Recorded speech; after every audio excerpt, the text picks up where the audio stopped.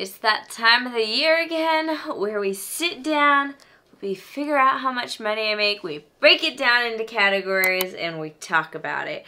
So for those of you who have been around for at least a year, then you know that last year I did an income report where I basically broke down everything. I showed you guys some pie charts of how much money I made and where the income was coming from, and then I also did some pie charts of how many books I sold and where they sold and what format they were and how many of each book sold. So that's what we're doing again today. So if that sounds interesting to you, then be sure to stay tuned.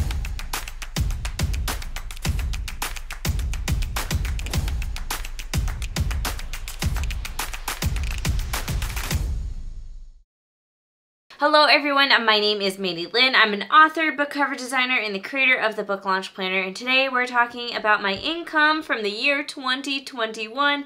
I don't know how it's 2022 already, it kind of freaks me out, but we're not going to talk about that. So what you see me talk about today is all going to be percentages. I'm not comfortable enough to give you guys like a smack dab in the face, this is my exact income here publicly on YouTube. However, I will be breaking it down for YouTube members. So if you support this YouTube channel by joining as a member and you join the Indie Author Insider tier, you'll have access to another video where I go even more in depth. So in this video, I'm just giving you percentages of everything. I'm not going to give you like exact totals and exact numbers.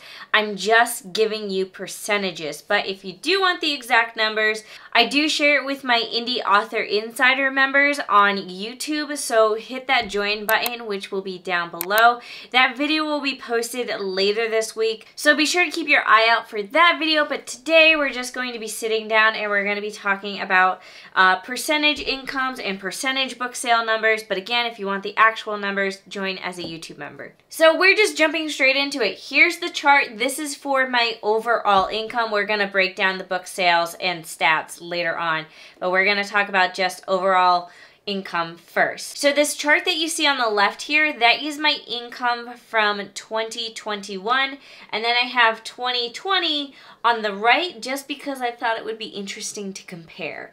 So my biggest source of income for 2021 was my store, Stonebridge Stickers. So at my store, I sell the book launch planner, I sell stickers, and then that also counts sales for the book adventure box because I sold it through my store. So that's my Shopify store. And that was kind of shocking for me. I didn't realize how good it went this year because last year, if we look back at the stats, Stonebridge Stickers, it did good, but it only did 37.2% of my income, whereas this year it's 43.2% of my income. So I thought that was interesting. Then next up we have graphic design, which is 34.9% of my income. Now I will say I'm actually kind of disappointed in this in a way, and if you join as a YouTube member and see like the actual breakdown of numbers, you'll see why, because I actually made less for graphic design this year than I did last year. And honestly, I don't really have an excuse besides like, this year was hard. This year was very hard. I didn't really talk about it here because I just like, I was ready to give up this year. I was really struggling to make an income. It felt like nothing was coming easily. And I also think it was because this year, for expenses, I spent maybe $7 grand more in expenses this year than I did the previous year, which having high expenses is hard enough, never mind coping with the fact that your main source of income, which for me is doing graphic design, which is book covers and book interior formatting, it did worse than usual. And I think that's just because like I wasn't actively seeking out clients. You know, I now know how to actively seek out clients, and I've been actively getting more and more clients, which is awesome. But I think this year I was so focused on publishing Meet Me at the Summit that literally everything else went to the side. And you know, I love that I published the book and it's awesome, but I spent a lot of money to publish the book, and it did well with sales, but like not like spectacular, I guess we could say. But what I'm trying to say is that it's expensive to publish a book, and when your budget is tight and you're self-employed and you're just an entrepreneur trying to make things work, it makes it very hard to give yourself an income every month. And honestly, in the middle of 2021, I actually started to apply to jobs because I just wasn't making enough money to make it worth it anymore, and I was thinking about quitting as a whole. So I did want to talk about that quickly because it's a reality that happened that I didn't want to talk about when it was happening, but now I'm kind of like over it. I'm happy. So a lot of these stats that you'll see me talk about today is really from like the last quarter of 2021. Where I was publishing Meet Me at the Summit. I was publishing the last book in the Marketing for Authors series. I was figuring out how to get more clients, and really everything was clicking into place, and I was starting to get more sponsorships.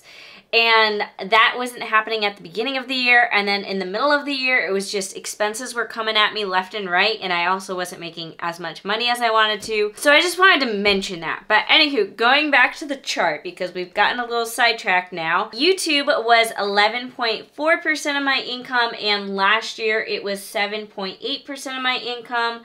Then we have book sales, which was 7.6% of my income, whereas last year it was 4.1% of my income. And then we have sponsorships, which was super exciting because I don't normally get much for sponsorships at all. And this year they've kind of just fallen into my lap literally within the past 2 months. So in the past 2 months, 2.7% of my income has come from sponsorships, whereas last year, I don't even think it was on the chart.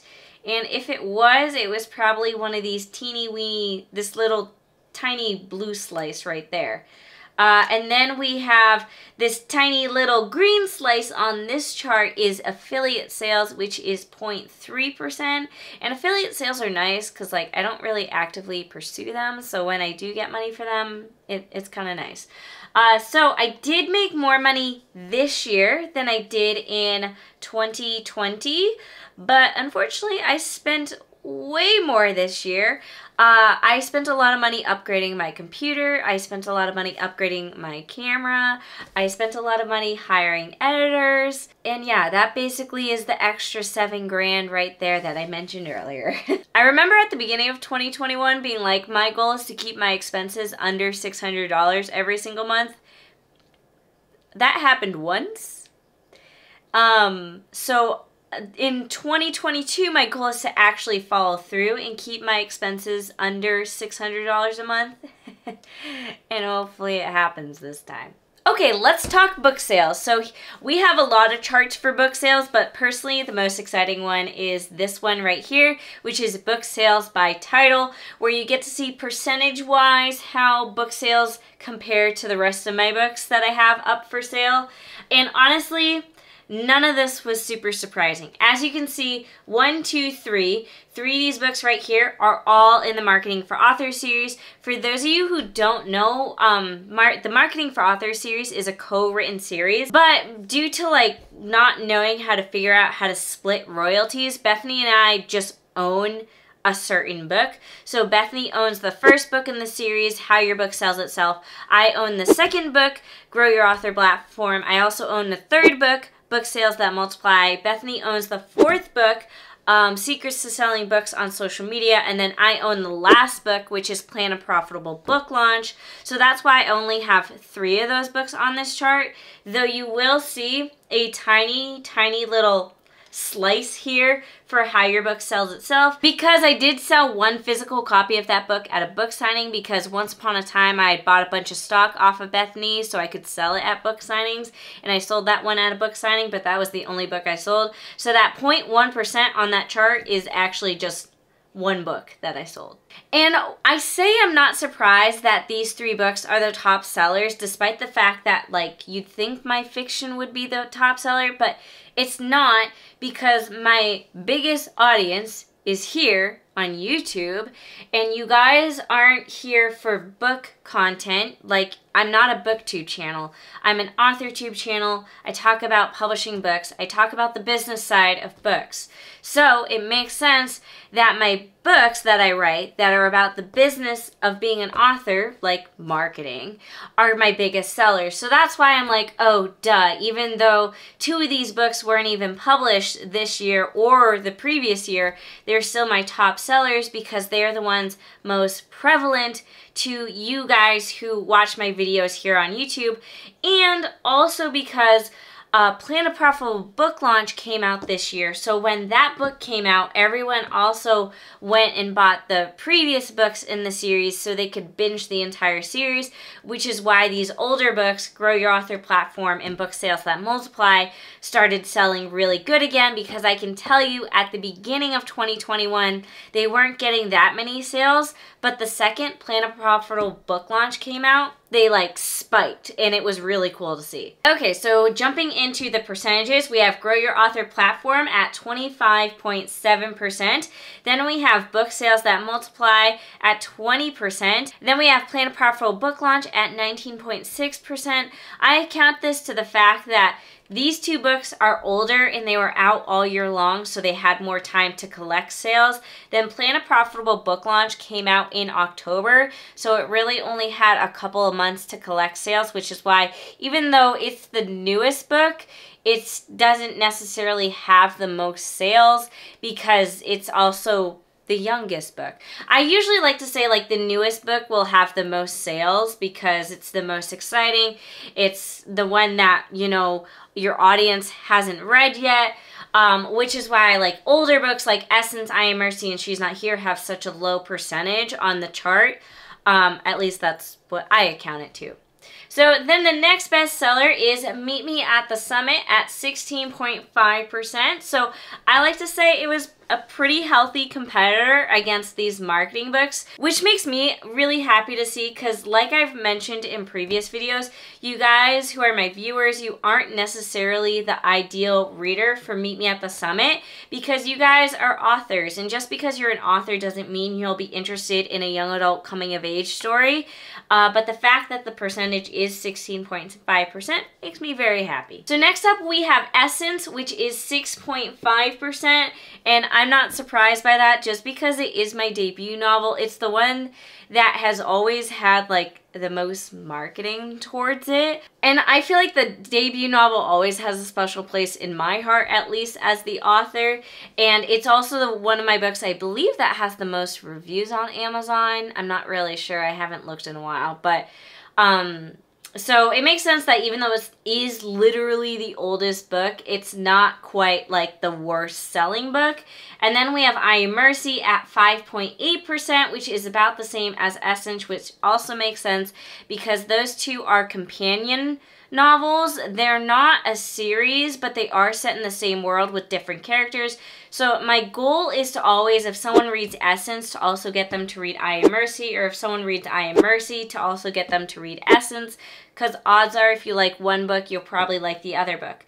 Then we have what I would like to call the black sheep of the family. We have She's Not Here at 4.4%. I have a hard time marketing this one. It's an adult novel. It's a thriller. It's technically a medical thriller, which sounds boring when I say it, but as the person who wrote it, I think it's a really interesting book, but I just don't know how to market it, especially like I feel like it doesn't fit my brand anymore, which kind of makes me sad. But maybe one day I'll figure out how to market that better. Then last we have Mr. Moon's Big Move at 1.5%. I don't really sell these books on Amazon all that much. They mostly get sold at book signings because that's what I designed it for. Is basically, not gonna lie, to draw children in, and so they drag their parents to my booth, and then they'd say, "Mommy, Daddy, buy me this book," and then the parents will buy the book, and maybe they'll see another book at my booth that they like, and maybe they'll buy 2 books, who knows. But also, that was a passion project for me, so don't really care if it doesn't sell well. I was just happy to make it. Next, we have book format. So this is where we break down sales comparisons to hardcovers, paperbacks, and ebooks. So, not surprising at all, we have ebooks ruling the world at 72.4%, and then we have paperbacks at a healthy 26.9%, and then hardcovers at 0.7%. Now, I will admit, these might not be the most accurate. So those hardcover numbers are coming from the fact that it comes from the number of hardcovers I sold at book signings, which wasn't very many. I think it might have been like 4 or 5. But I hate IngramSpark. And I hate IngramSpark because when you generate a report from them, they don't break down like which books sold and how many, because I tried many different ways to generate reports for 2021, and the only report they would give me was how many books total I sold for 2021 and what my royalty was total for 2021, which was just super frustrating because IngramSpark is the only place I sell hardcover books online. So if you bought a hardcover book online, it's not being accounted for in this little pie chart right now because IngramSpark is stupid and they don't give good reports. So that 0.7% is just from book signing hardcovers I sold. Next, we have distributor sale numbers. So this is just where we're talking about where the books are sold.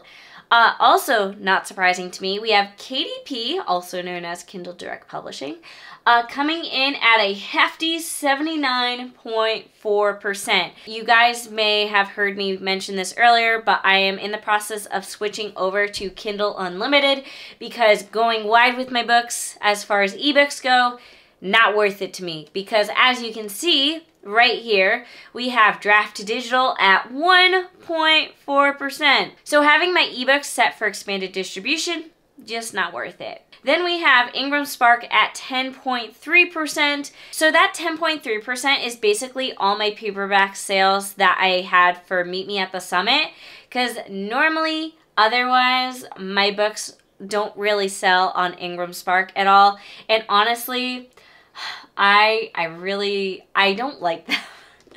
And I'm gonna make, I think, another video because I am actually in the process of removing at least my paperbacks from IngramSpark. So then the only thing on IngramSpark will be my hardcovers, but I also think I'm gonna remove my hardcovers from IngramSpark because I don't like supporting them as a company. They really aren't great for authors. So if you want a hardcover copy of my older novels, order it now because it might be gone like within a week depending on what mood I'm in, because I wasn't going to remove my paperbacks, but literally today when I was generating reports from IngramSpark, I got so frustrated that I emailed them and told them to remove my paperbacks from distribution. So my paperbacks will always be available just through Kindle Direct Publishing because they are much nicer. And then last we have book signings at 8.9%. So I have a complicated relationship with book signings because even though the sale numbers aren't the biggest, they tend to be really good income earners. I make about 3 times more selling a book at a book signing than I would if I sold a book online.